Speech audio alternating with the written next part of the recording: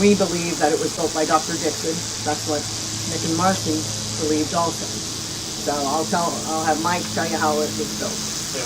Well, you can see it's concrete, which back then there wasn't any concrete.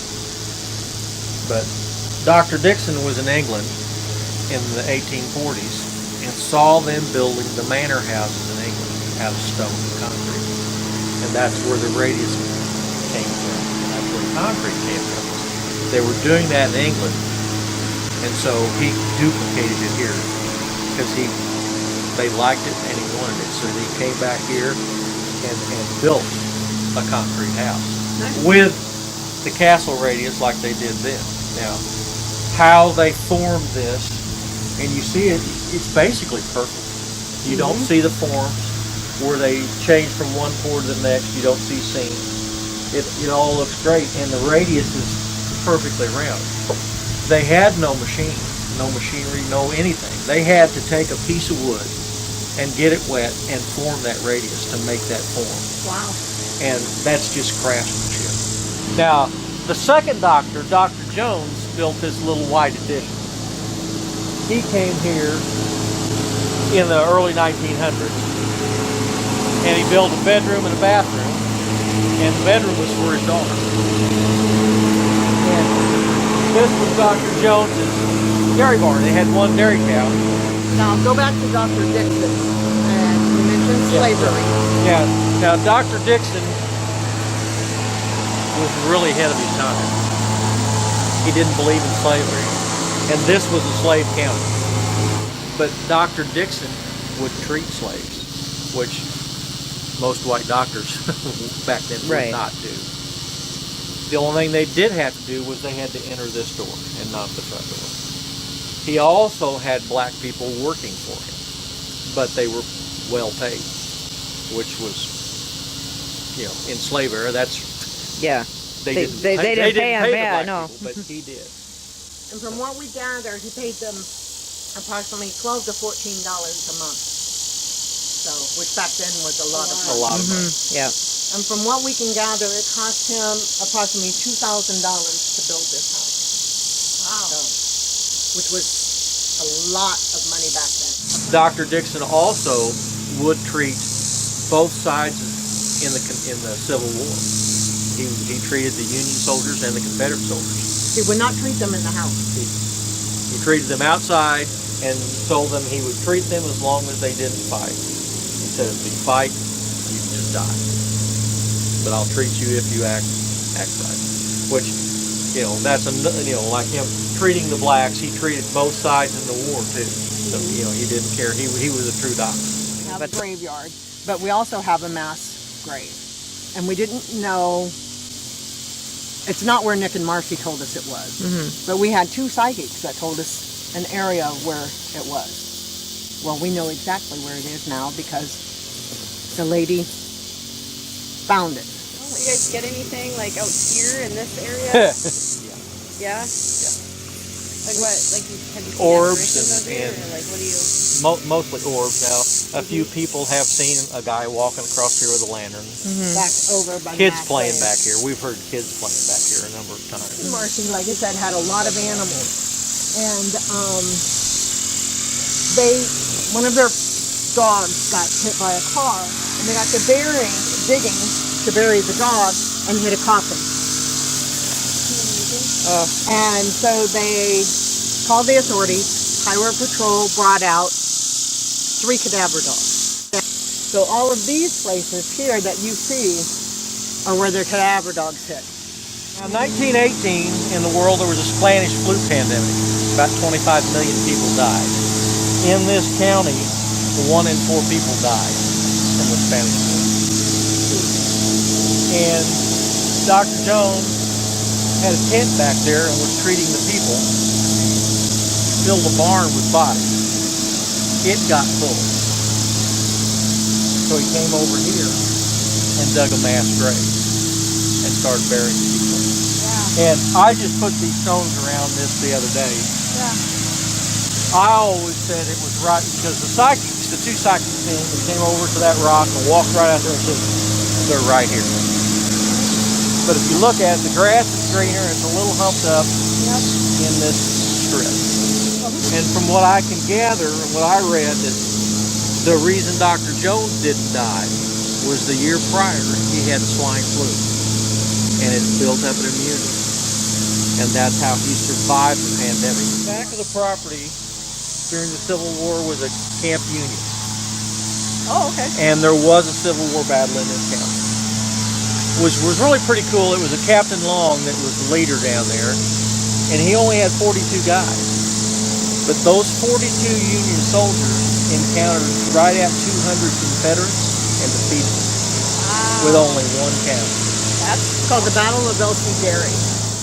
If you're out tonight, you need to walk down here because people are encountering quite a bit of stuff back here. That paranormal group had a soldier that followed them the whole time they were down here. The fence is right there in there, and right on the other side of that fence was where the Civil War camp was. Now, it was a big camp. It ran for several hundred yards up and down the valley. And like I say, the few people that have come back here have encountered some stuff. That's Martha Dixon. Yeah, we saw her picture. She's the... Now, Dr. Dixon, when he was in England, had a carpenter in England build a set of stairs and then shipped it back over here. And if you look at these stairs, they're very narrow. There's a low head height at the landing, and it's a left-hand turn. And that's all for a reason. It's for defense. Narrow, so only one person at a time could get up the stairs.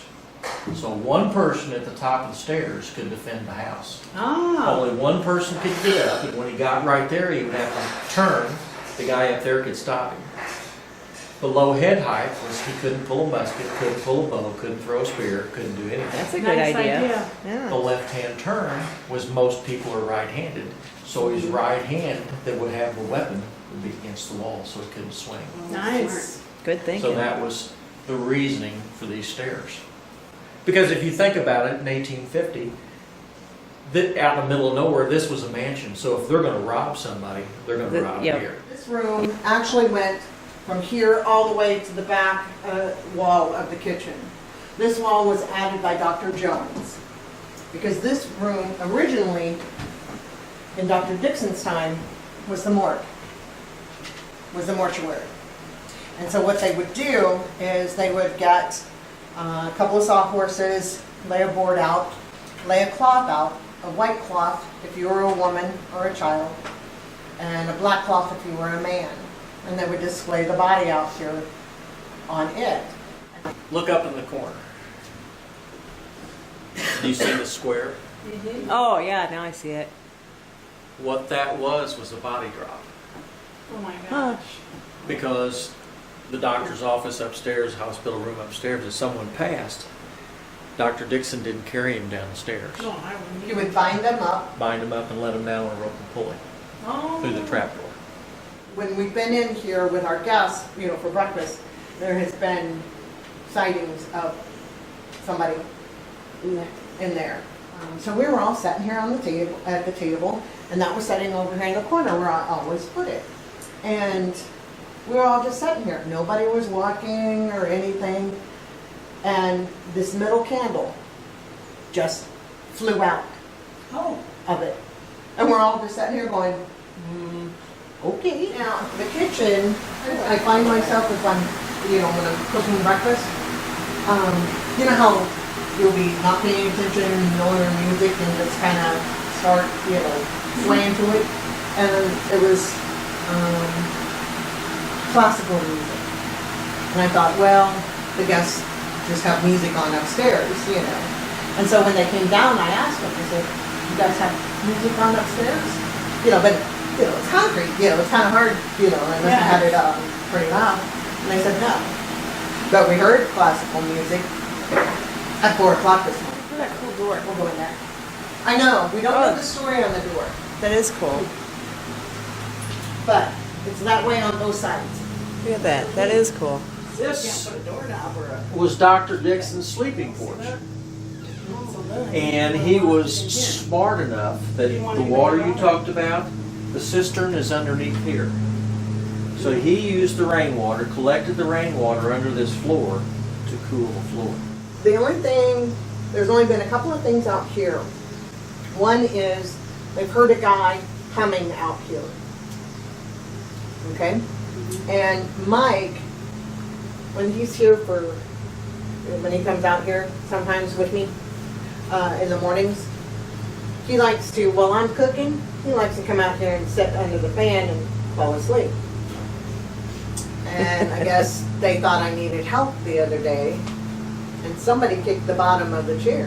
Woman woke me up, and it wasn't her.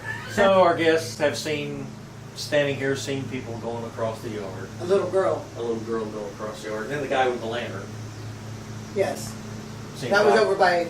Seen a guy walking across the yard carrying a lantern. First experience I had, we slept in the apartment, we had the door open, and I kept hearing something all night long, and I couldn't figure out what it was, because it sounded like shuffling. I mean, constantly shuffling. And I'm like, I'm not getting up to see, I don't want to know, I'm keeping my eyes closed, you know, but I never could figure it out until, the only thing I can figure out is it must have been dancing, because that's a fake, that's not a cement wall right there, that was added by Dr. Jones, because the parlor went all the way back, and they used to have dancing in here. And that's the only thing I could figure is it was them dancing that I heard. He treated patients over there, we assumed because there was no electricity and that's where the lights were Yeah. coming through the window. Dr. Jones, he, down there where I have the table, you know, in the entryway, that was his waiting room, his son said. And he kept his medicine over there and saw his patients here. This was a hospital room, both during Dixon and Jones's time. If you were sick or needed a procedure done, this is where you were. During Dixon's time, we've been told that there was several beds in here. And then this wasn't a closet. It's a passageway. Into the doctor's bedroom. You go here and go in that door and you get into the doctor's bedroom. So he came through here to check on his patients. We were sitting on the porch and it was after a tour and they were in here and we heard this god awful scream. We were outside. We were outside and we heard this scream and they come storming out. I guess the lady she was in there and she said somebody grabbed her and they left. I had a collection of little, they're diamond-shaped frames, but they've got curly cues all over them. And, you know, they have pictures in them and mirrors and stuff. And, you know, it's cement, so I had to use command strips. Mm-hmm. And so one day when I came up here, I wasn't surprised that one of them had fallen down. Sure. It was the top one, and how it fell and didn't knock the rest of them down, you know, I didn't know. And so I was looking around for it, and it wasn't here. It was down there in front of that doorway. Oh, strange. Yeah, because it couldn't have Rolled or anything, yeah. Now, I told you that something had been going on weird Yeah. that we didn't understand, Mhm. Yes. and it's happened more than once. We've been having water show up in this hallway. Not from rain. There's no pipes under this floor. There's no leaks. It doesn't go wall to wall, any of the walls, but it's in front of this doorway, and it's getting bigger every time. Walked into that room to show the girls where they were staying. Everybody went with me. Everybody went with it. Come back out, and there's water in the floor. No footprints. The only thing happened here was that's where they found Dr. Dixon dead. Oh. Was In the spot? right In the here, hallway? right here Okay. in the hallway. Did he have a heart Died attack? of Does that heart- even? died Okay. of heart attack. They said they thought Mrs. Dixon was at the top of the stairs, and that she may have died of a stroke. This was the Dixon's bedroom. Now, this was back in the stagecoach day, and they would pay a kid to go up there and look out the window and watch for the dust of the stagecoach. This is the Annie Hill room. And Annie Hill was a little 8-year-old girl, and she was scalded really bad. and her mother brought her here to Dr. Jones. And he put her in here. First of all, there was nothing he could do for her, but make her comfortable. And this was actually his daughter's room. And he put her in here so she didn't have to be in there with everybody else in the hospital room. And that way her and her mom could have Privacy. privacy. And from what we gather, she lived for 8 hours. And like I say, you never see her in here, but you see her looking out.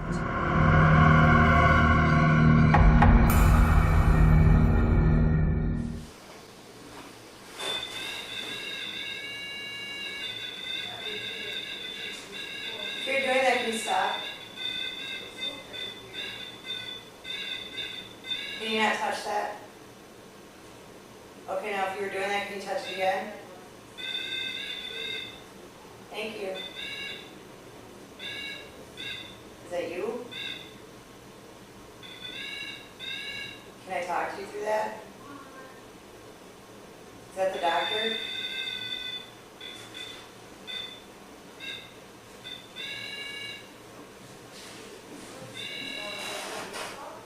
Can you stop that, please?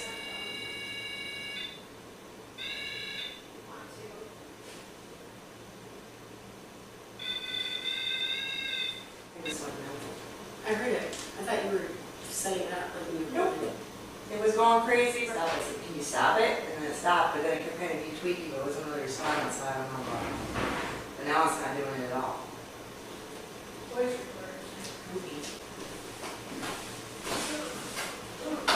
Well, if that was you, thank you.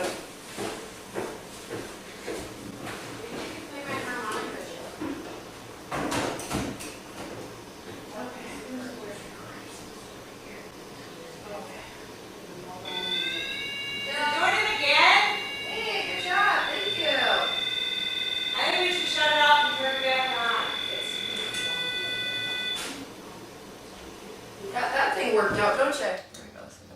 You think you can maybe hit that again? Thank you. There you go. We're just here to get to know you. Okay, that's cool. What is it? So, Keeps doing it in spurts. my name is Jill. These are my friends Teresa and Donna.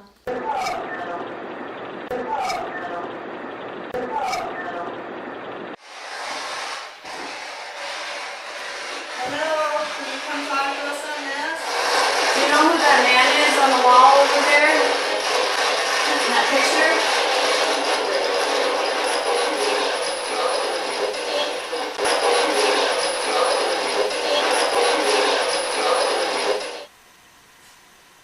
What was that? What was that? What? You didn't hear it? It sounded like a person. It sounded like a lady. It sounded like a laugh. Yeah, like a laugh. That's what I thought. I didn't hear it.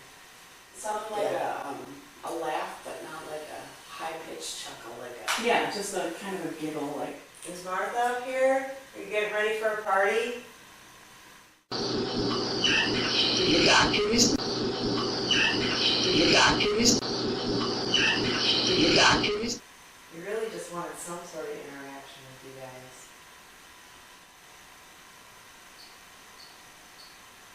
Hi. Oh, there you go. Hello. Thank you. Thank We you. were sad for a minute. Yeah.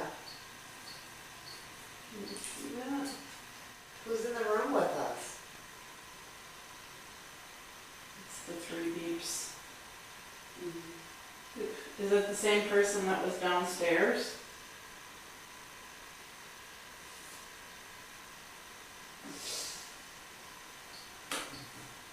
Yeah. You're following us around, aren't you?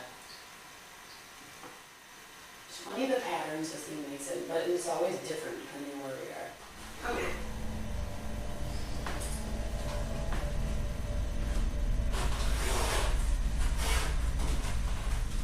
Is there anybody in here? Any doctors? And the bed? Why? Because I wouldn't do it twice. Doctor, can you come and check on us? Yes. Teresa and I all of a sudden don't feel very well. I got a stomach ache. Dr. Dixon or Dr. Jones, are you here? Are you checking me? I got goosebumps on my legs. I think me and Teresa need a physical exam. I do, I don't feel good. I kind of feel like a cold breeze in my legs. Really? Yeah. Do you not feel that? No, it's not on me at all. I have coldness over my legs. Oh, it's on my foot. Do you feel something? Cold. My toes are cold. Yeah, see, I still feel coldness over my legs. My legs have cold, but my arms are warm. So it's like something cool. Chill, that's weird. Were you now helping Teresa? I think something's here. See, now that coolness is gone from my legs. Well, thanks for coming in and checking on us. We really appreciated that.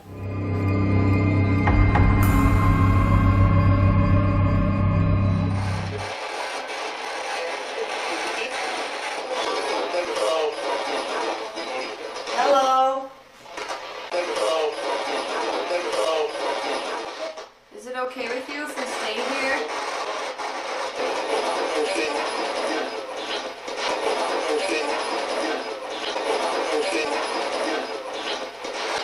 Where do you like to hide?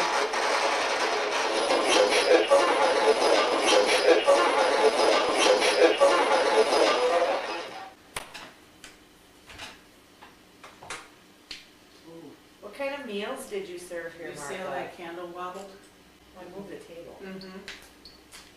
Oh. No, I bet the camera's too close. Move the camera.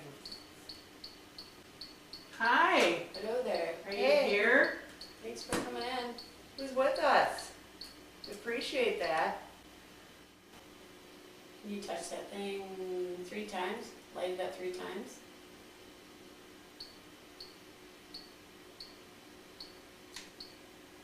Okay, that was like a lot more than 3. Okay, you need to stop now, so 3 in a row. That was good which though. is Thanks good. for lighting it up Yeah. when I asked. We want to use that to communicate.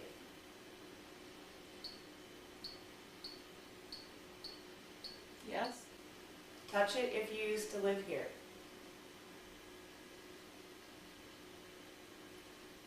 A little slower. Oh, there you go. Thank you. Is this Mrs. Martha Dixon?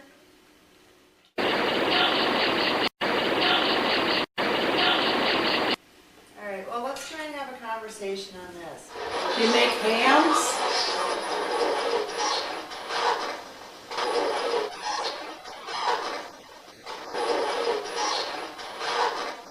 We should try that outside.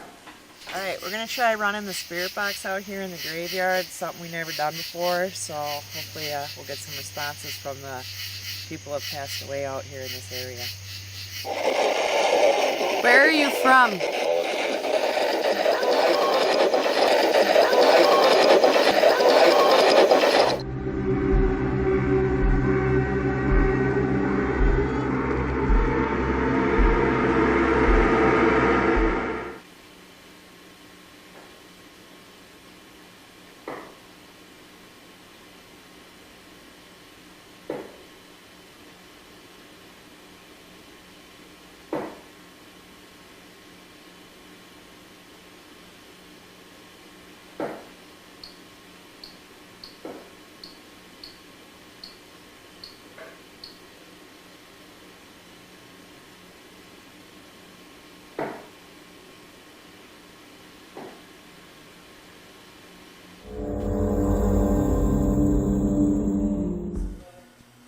I played that. Oh, K2's going crazy. Hello? Are you in here with us? Oh, my phone's by it though. You going off? But it ain't that close at this point. Is Annie here? Oh, Wally's going. Oh, but my phone's next to him. You have not by Wally. Hello? Ooh, all the way to the red. It's pretty Wally, nice. get us out of here. Did Wally go off?